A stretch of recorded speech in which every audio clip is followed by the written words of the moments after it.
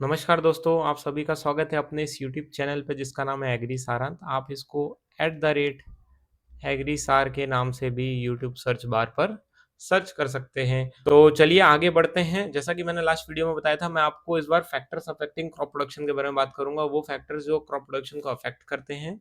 And चलिए शुरू करते हैं। So there are basically two factors, दो तरीके के फैक्टर होते हैं, इंटरनल फैक्टर और एक्सटर्नल फैक्टर।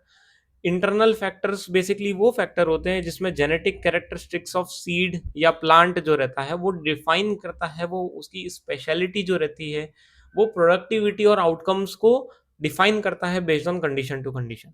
तो आप देखोगे बहुत सारे किसान साथी अलग अलग क्षेत्र में अलग अलग तरीके के फसल के बीज यूज करते हैं। इनके बीज के नंबर होते हैं, सीड्स जो रहते हैं वो अलग अलग कैटेगरी के होते हैं, ताकि आपका आउटकम जो रहता है उस एनवायरनमेंट उस कंडीशन के हिसाब से आपका बढ़ पाए और आप मैक्सिमम प्रोडक्टिविटी ले पाए।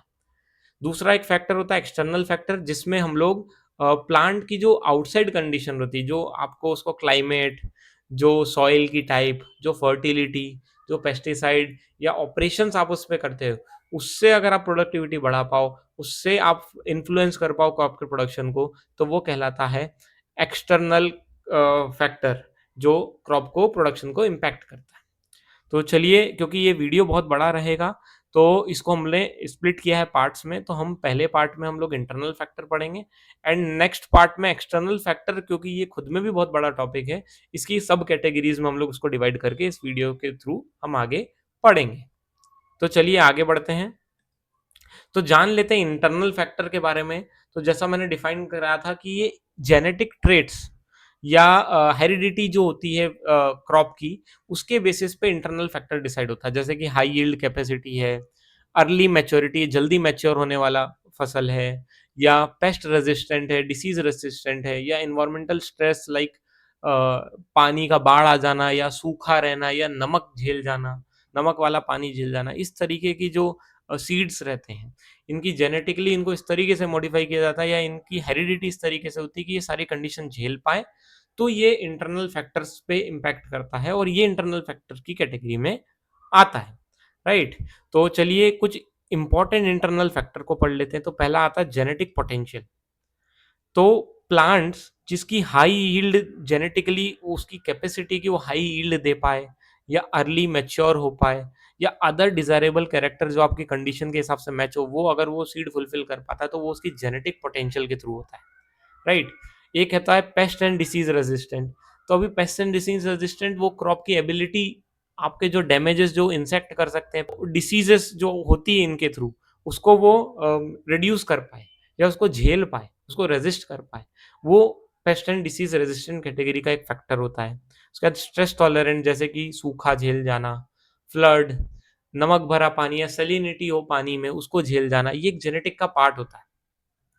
ग्रेन की क्वालिटी, ताकि वो ग्रेन का फिनिश, फाइननेस कितना है, वो कितना कोर्स है, कितना बड़ा होता है, कितना छोटा होता है, वो सारा ग्रेन क्वालिटी की कैटेगरी में अंदर आता है। केमिकल कंपोजिशन, इंटरनल फैक्टर, जैसे अभी में ऑयल है उसमें कितना हो सकता है, प्रोटीन कंटेंट कितना हो सकता है, ये भी हम लोग जेनेटिकली इसको चेंजेस ला सकते हैं और अपने हिसाब से वो सीड जो रहता है उसको हम यूज कर सकते हैं जो अवेलेबल है मार्केट में, राइट। सपोज आपको ऑयल ज्यादा चाहिए तो आप ऐसा सीड यूज करोगे सरसों का, जो आपके ऑयल आउटकम पर केजी या पर प्रोडक्टिविटी पर यूनिट जो रहेगा आपका सीड रहेगा या जो फसल रहेगा उसका आउटकम जो रहे वो ज़्यादा रहे।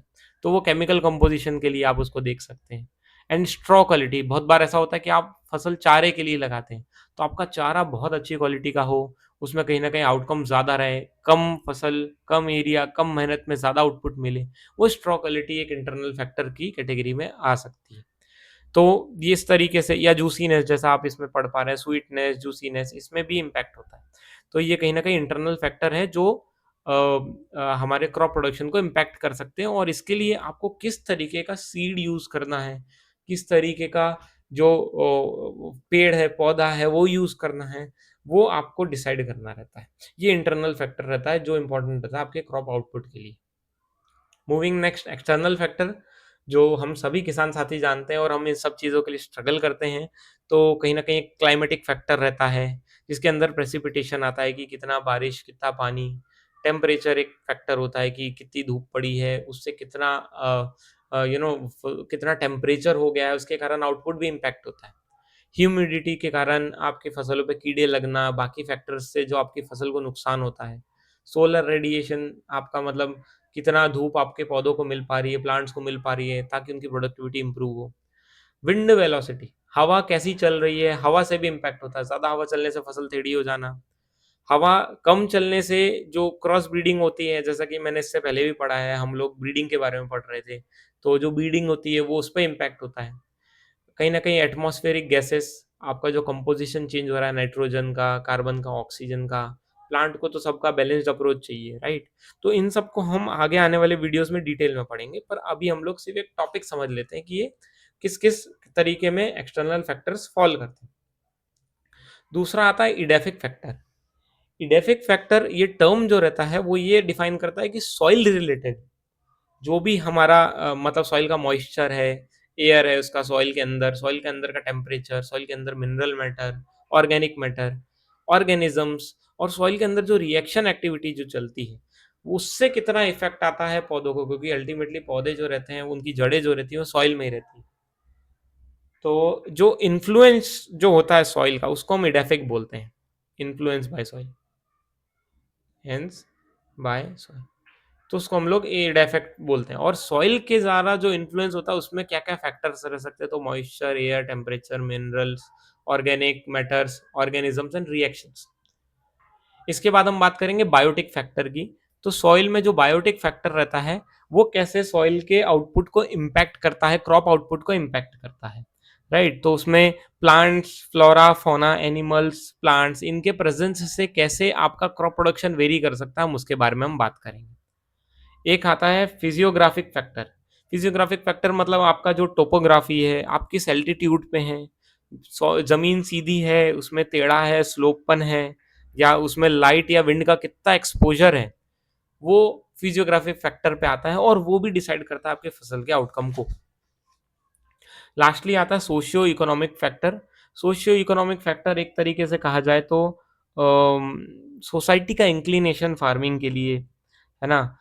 चॉइस ऑफ क्रॉप जो हम लोग को चूज़ करना है, जिससे मान लो आपका पूरा एक एरिया है, उसमें क्या वैराइटी, क्या ब्रीडिंग, आपको क्या यूज़ करना है, किससे आपकी फसल पे इम्पैक्ट आता है, वो सोशियो इकोनॉमिक फैक्टर आता है, जिसको हम लोग आगे डिटेल में पढ़ेंगे, right? So thank you so much. I hope मैंने आपको इंटरनल फैक्टर्स जो क्रॉप प्रोडक्शन को इफ़ेक्ट करते हैं, उसको आपको प्रॉपर्ली समझाया होगा। एंड अभी हम लोग बात करेंगे एक्सटर्नल फैक्टर्स की नेक्स्ट वीडियो में, जिसमें मैंने आपको डिटेलिंग दी है कि क्या-क्या एक्सटर्नल फैक्टर्स रहेंगे, हर एक का क्लासिफिकेशन हम लोग वीडियो में इन डेप्थ में पढ़ेंगे। पर क्योंकि एक्सटर्नल फैक्टर बड़ा रहेगा, तो उस वीडियो को हम लोग को छोटे-छोटे टुकड़ों में स्प्लिट करना होगा, right? So thank you so much, thanks for watching. अगर आपको ये वीडियो पसंद आए तो प्लीज़ इस वीडियो को लाइक करें, सब्सक्राइब करें। Thank you.